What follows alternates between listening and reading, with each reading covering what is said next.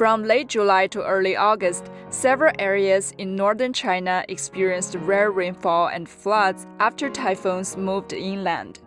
Here in Hengshui City of Hebei Province, one of the country's worst-hit areas, post-disaster reconstruction work is underway in schools to ensure students return to schools as scheduled. 这几天我们的工作是对围墙进行加固，对厕所拆除重建。依据当前的这个进度，9月1号之前能够顺利全部完工，确保9月1日正常开学。我们已经做好进水学校学生分流就读预案，确保没有1名学生因灾失学，确保学校安全、师生稳定。